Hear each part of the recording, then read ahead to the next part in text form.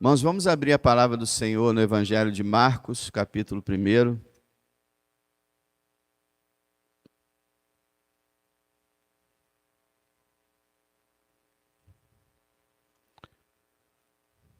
Marcos, capítulo 1, a partir do verso 40.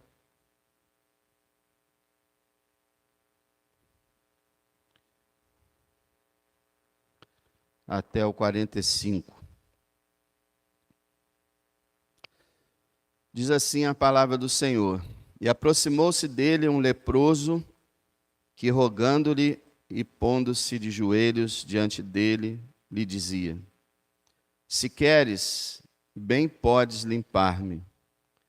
E Jesus, movido de grande compaixão, estendeu a mão, tocou-o e disse-lhe: Quero, seja limpo.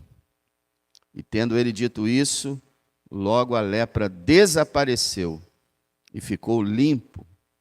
E advertindo-o severamente, logo o despediu.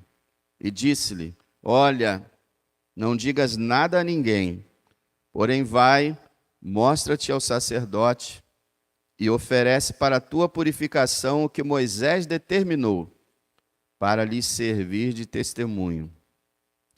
Mas, tendo ele saído, começou a apregoar muitas coisas e a divulgar o que acontecera, de sorte que Jesus já não podia entrar publicamente na cidade, mas conservava-se fora em lugares desertos, e de todas as partes iam ter com ele.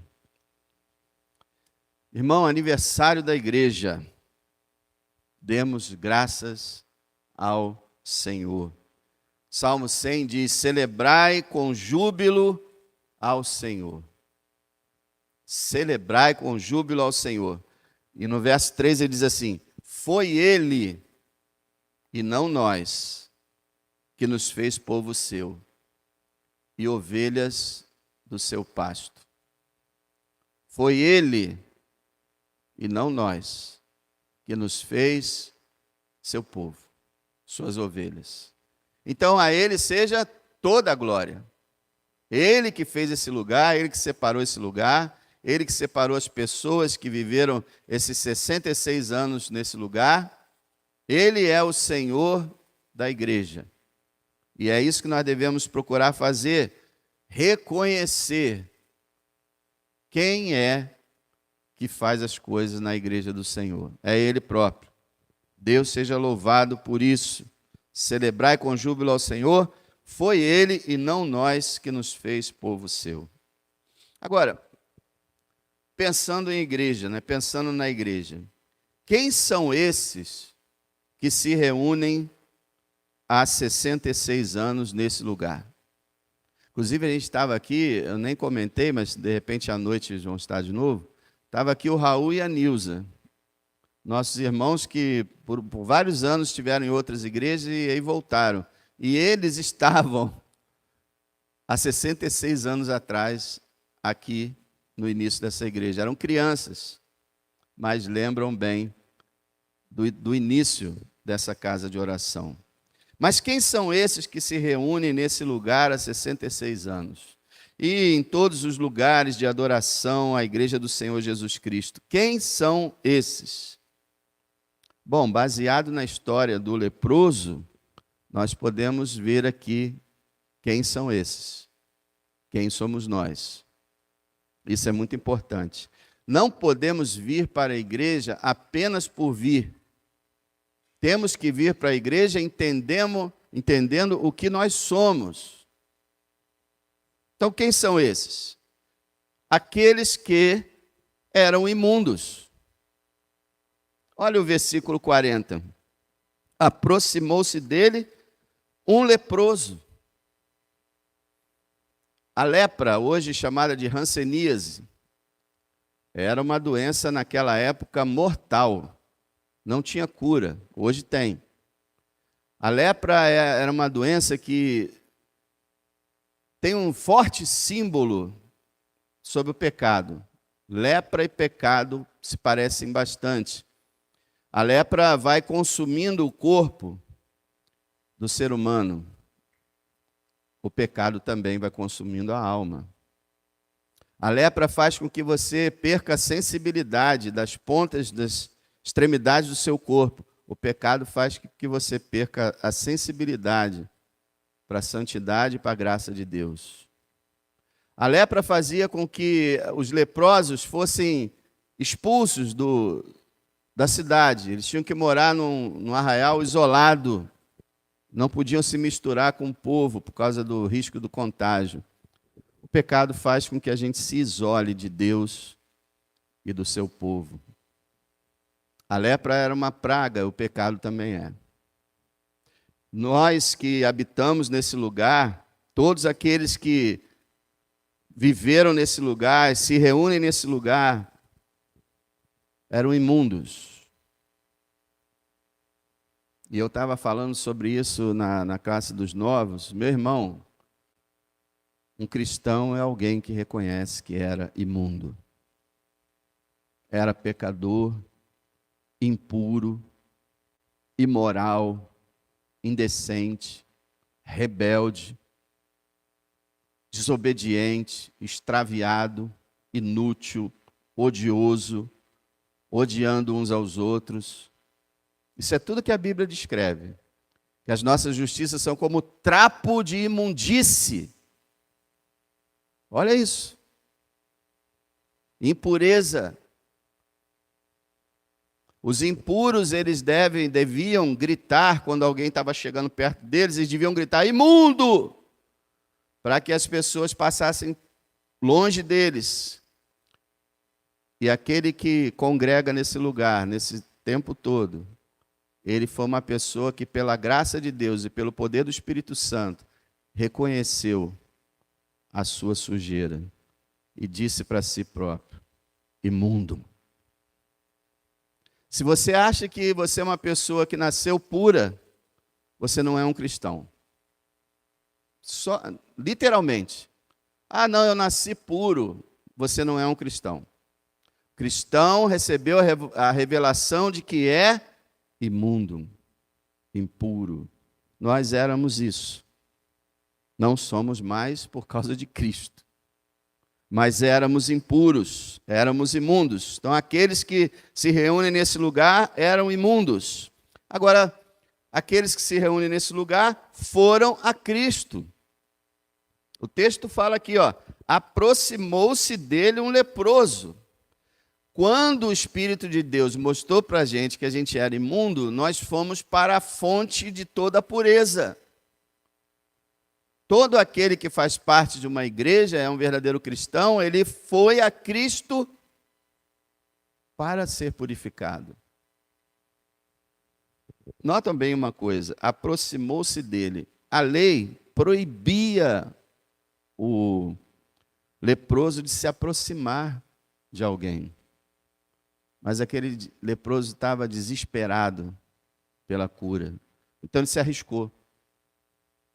Ele poderia ali ser punido severamente por ter violado a lei. Mas ele se aproximou do Senhor. Se você habita nesse lugar, você é um verdadeiro cristão, você foi a Cristo um dia. Você foi a Ele, você se aproximou dEle. Então, aqueles que habitam nesse lugar, aqueles que reúnem nesse lugar, são aqueles que foram a Cristo. Mas também foram aqueles que creram em Cristo. Olha o verso 40. Aproximou-se dele um leproso, rogando-lhe e pondo-se de joelhos. Olha a adoração aqui, né?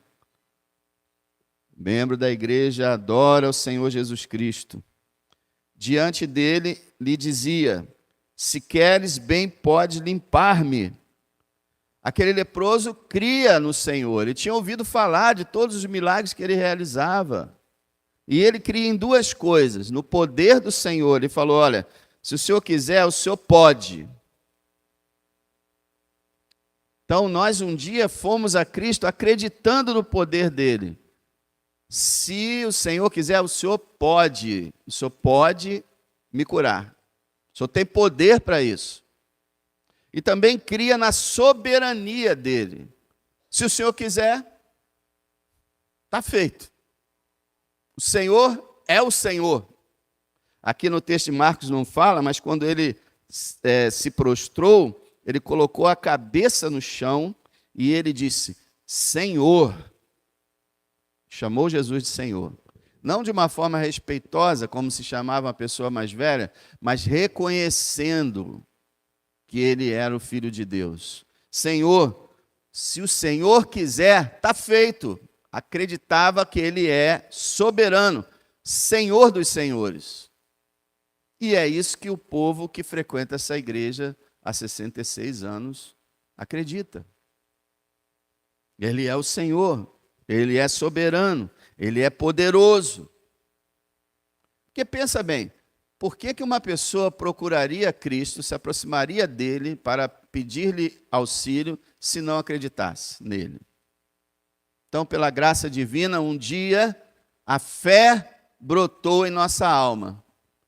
E nós fomos a ele acreditando plenamente na sua capacidade. A fé, meus irmãos, ela honra, ela glorifica o Senhor Jesus Cristo. Jesus ama a fé, admira a fé. Vocês se lembram, a gente vai falar, se Deus permitir, na próxima mensagem, no capítulo 2, o paralítico de Cafarnaum. Aliás, não é esse não, o centurião romano, é outro texto, que ele faz uma declaração e Jesus se maravilha com a fé dele. Fica encantado. Então o Senhor, ele ama, ele exalta, ele admira com a fé, a confiança nele. E aqueles que frequentam esse lugar, verdadeiros cristãos, puseram a sua confiança nele. Mas também são aqueles que foram, já vimos aqui, né, o que esse povo fez. Esse povo que reúne nesse lugar. Reconheceu sua imundície, foi a Cristo, creu em Cristo. Agora nós vamos ver a resposta do Senhor da igreja. Quem são esses que se reúnem aqui? Aqueles que foram amados por Cristo. Nós vimos ontem, né, pastor José falando sobre o amor de Deus por nós. E nós vemos aqui, meus irmãos, olha o verso 41. Em resposta àquele apelo do leproso, e Jesus, movido de grande compaixão. No original, é uma palavra até mais assim, eles melhoram ela um pouco, porque para a nossa cultura é até estranho, mas o original ele teve as suas entranhas movidas.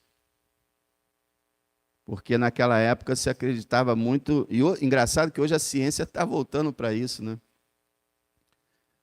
Nos órgãos, no intestino, está se descobrindo que muita função, além do que se pensa, está lá nas nossas entranhas. Então a ideia é que Jesus, aí ele fala, teve grande compaixão. O seu ser interior se moveu, se emocionou com aquele homem, demonstrando o grande amor de Cristo pelo pecador. Meu irmão, você fez parte dessa igreja, você creu em Jesus Cristo, você foi salvo por Ele, é um filho de Deus, você é alvo do amor de Cristo. E tem horas, irmãos, quase a maioria das horas, a gente tem que confiar na palavra, porque a gente às vezes olha para a gente e fala, como é possível que alguém nos ame? E ainda mais alguém tão grande, tão maravilhoso, tão perfeito quanto Jesus Cristo. E a gente às vezes coloca em dúvida, porque os nossos sentimentos nos traem. Nós falamos, não é possível que eu mesmo me detesto, eu mesmo percebo o quanto eu sou falho, eu mesmo... Irmãos, muitas vezes os seres humanos encontram uma dificuldade muito grande de ser amado por qualquer outro ser humano. Já ouviu falar disso, né? Pessoas que são colocadas assim em isolamento por suas vidas. E elas pensam, mas como que alguém pode me amar? Como que Cristo pode me amar se ninguém me ama em lugar nenhum aqui nessa terra? As pessoas têm essa crise essa carência de amor, essa crise de mal amado, isso é real, é sério. E quando nós olhamos para os nossos fracassos, nossas lutas e tentações, e dizemos, não é possível, mas é verdade, Cristo se move com grande compaixão por você. Você que foi a Ele, você que se aproximou dEle, você que creu nele. Ele ama você profundamente. E aí eu digo para você uma coisa que eu sempre digo, né? E repito, não confie nos teus sentimentos, creia na Bíblia. Ah, mas ele teve grande compaixão pelo leproso ali, né? Não tem nada a ver comigo. Existem dezenas de textos na Bíblia que fala que Deus ama o seu povo. Deus ama você particularmente. Isso é maravilhoso. O povo que congrega nesse lugar foi um povo amado por Cristo. Cristo ama a sua igreja, irmãos. Você ama a sua igreja? Se você disser assim, mais ou menos, mas o cabeça da igreja ama a sua igreja ardentemente, de todo o coração dele. Ele ama tanto a sua igreja, desde as igrejas maiores, as menores, as mais desconhecidas, as mais famosas, não importa para ele. É o seu povo, ele ama. E ama tanto, diz a Bíblia, que ele deu sua vida para resgatar a sua igreja.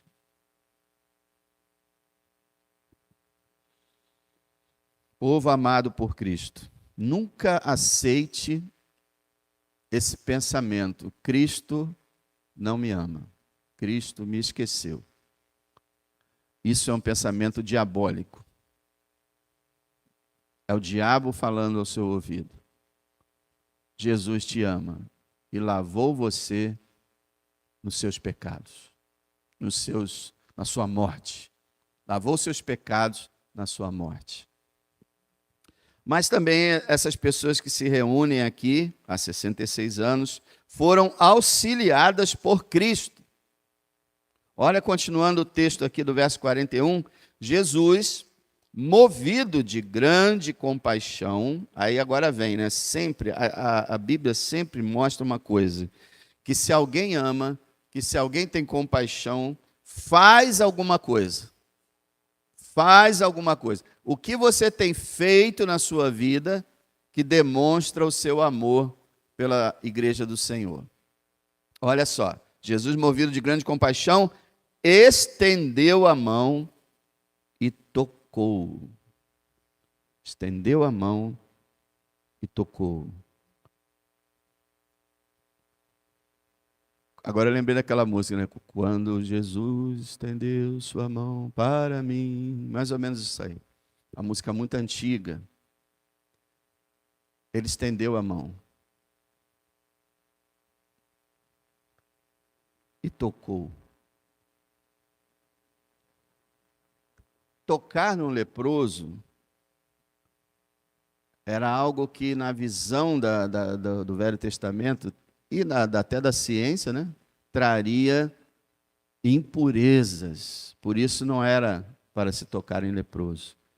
Mas ali, nós estamos falando do Filho de Deus. A impureza daquele homem jamais conseguiria passar para Jesus. Ele era totalmente saudável, nenhuma enfermidade poderia alcançá-lo. E a impureza espiritual de uma pessoa, o pecado de uma pessoa jamais seria transferido para Cristo. Foi ao contrário. A virtude, a graça, o poder de Jesus é que passou para o leproso. Se você está aqui congregando nessa igreja, você serve a Jesus, foi porque um dia ele fez assim para você. Lembra quando Pedro estava se afogando? Senhor, salva-me, Jesus. E Pedro segurou ele. Você estava nas trevas, era impuro, imundo, perdido, mas um dia você percebeu isso pela misericórdia divina e você apelou, buscou, estendeu sua mão e Jesus tomou você e tocou em você.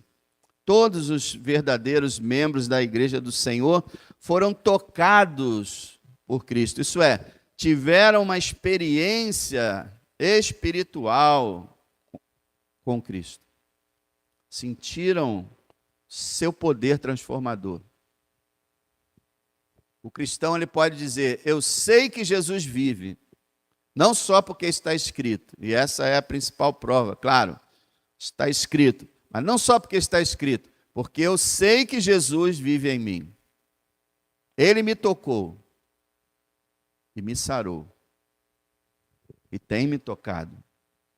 Então Jesus auxiliou os membros dessa igreja, Jesus os ajudou. Jesus é quem povoou esse lugar.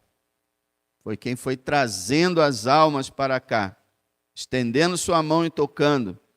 Mas aqueles que frequentam esse lugar foram também purificados por Cristo. Começamos dizendo que éramos imundos, não é? Agora o verso 41.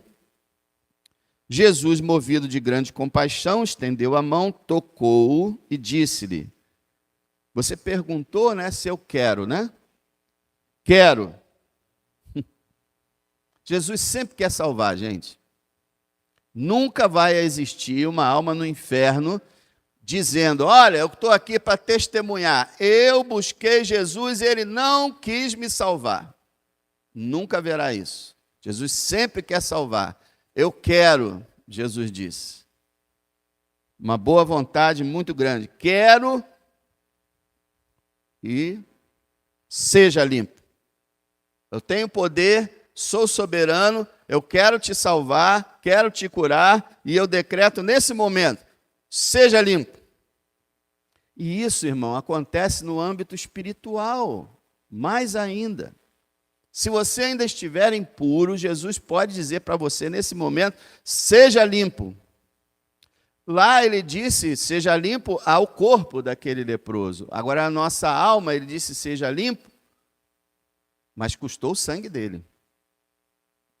Seja limpo porque eu levei as tuas impurezas, eu levei teu pecado, ou a punição pelos teus pecados eu levei na cruz. E agora eu digo a você: seja limpo. Verso 42, e tendo dito isto, aí vem a palavra preferida de Marcos: logo a lepra desapareceu e ficou limpo. Logo quer dizer imediatamente. Meus irmãos, hoje hoje sempre, né, tem havido muitas pessoas que se afirmam ser curandeiras, pessoas que fazem curas aí por aí, igrejas que prometem cura para todo mundo. Irmão, o que Jesus fazia, olha, é difícil ver, hein? Ele curava doenças terminais em 1 segundo. Acabou.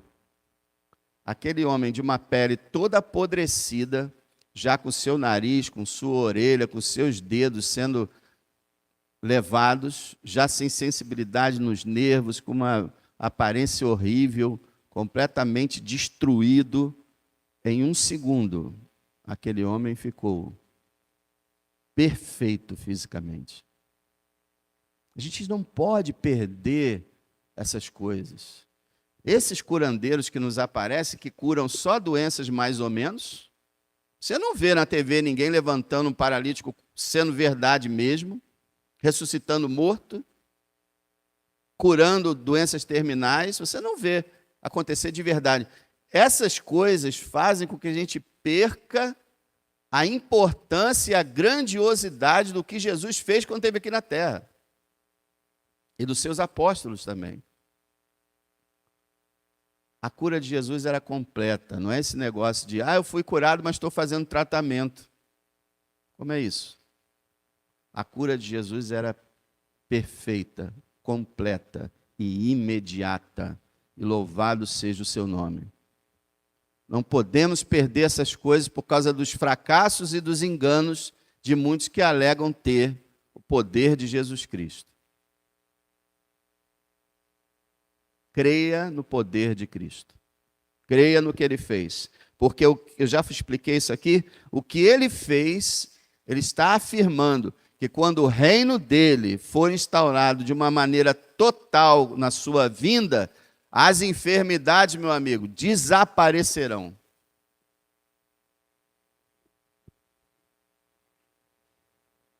A mesma coisa, nós, em nossa impureza, em nossos pecados, fomos totalmente limpos. Em qual sentido? Santificação? Não, a nossa santificação não é perfeita. A gente vai ver isso. A gente está num progresso. Mas na justificação, que é uma doutrina quase que esquecida pela igreja atualmente, nós fomos justificados pelo sangue de Cristo. Quando Cristo levou a nossa culpa, a justiça dele foi posta em nós. E hoje, diante do tribunal de Deus, nós somos totalmente limpos. Não há nenhuma condenação mais para nós. Todos os nossos pecados foram retirados, a culpa deles, e nós hoje somos declarados inocentes. Aí você pode perguntar, como é que é possível isso? Por causa da justiça e da morte de Cristo. Então você pode dizer, fui um imundo. Fui. Hoje, pela graça de Deus, não sou mais. O sangue de Jesus me purificou, me fez mais alvo que a neve. Na questão da justificação. Então, quem são aqueles que vivem aqui e estarão aqui, se Deus quiser, até a volta de Cristo? Aqueles que foram purificados por Cristo. Mas, irmãos, infelizmente, temos que dizer também que aqueles que frequentam esse lugar ainda são imperfeitos. Ainda são imperfeitos. Somos puros na justificação, mas na santificação ainda somos imperfeitos. Ainda temos dificuldade de obedecer os mandamentos do Senhor. Você reconhece isso? Ou você acredita que você obedece o Senhor plenamente? Ninguém consegue obedecer o Senhor plenamente. Nós vamos ver essa curiosa desobediência daquele que tinha acabado de ser purificado. Não há, assim, nenhum indício nesse texto de que ele tenha sido salvo, mas essa purificação simboliza a salvação. E assim como esse leproso foi desobediente, nós também somos. E o curioso é que a desobediência é oposta, é o contrário uma da outra, mas as duas são desobediência. Veja bem o verso 43.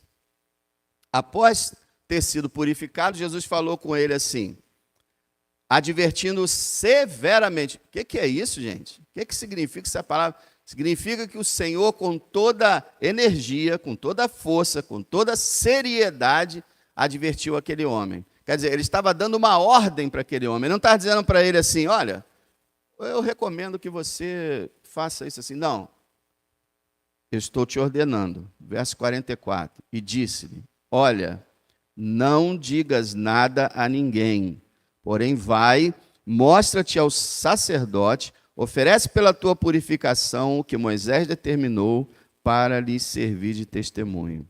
Jesus diz para ele, ó, não quero que você divulgue esse milagre. Não quero que você fique perambulando para lá e para cá. Eu quero que você vá aos sacerdotes. Porque a lei de Deus tinha uma parte só para a lepra. E quando o leproso, por um milagre, começava a ser curado, às vezes acontecia, ele tinha que comparecer ao sacerdote para ele examiná-lo e declarar a sua cura. Jesus está dizendo o seguinte, eu vim não para descumprir a lei, mas para obedecê-la. O judeu ainda estava debaixo daqueles regulamentos e o Senhor falou, vá lá cumprir a lei. E outra coisa, dê testemunho.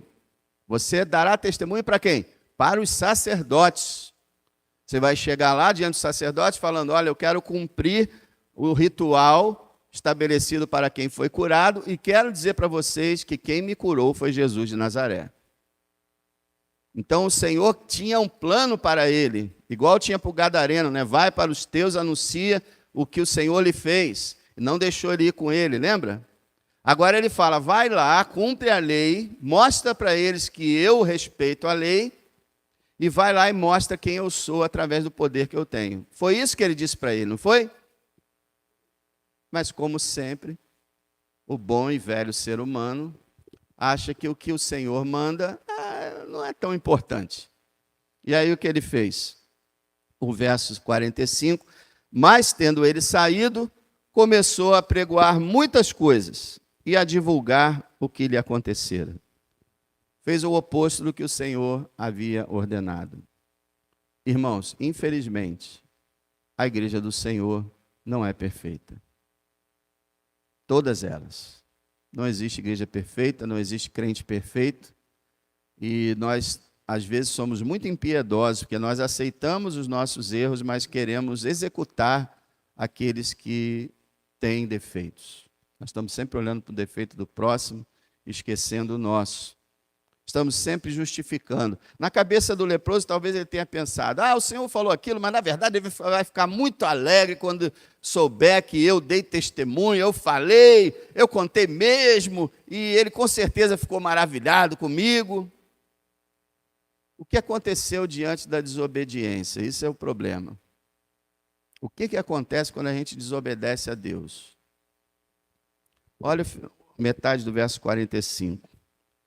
De sorte que Jesus já não podia entrar publicamente na cidade, mas conservava-se fora, em lugares desertos, e de todas as partes iam ter com ele. Quantas pessoas deixaram de ouvir a pregação de Jesus por causa daquela desobediência do leproso? Porque o que estava acontecendo naquela época?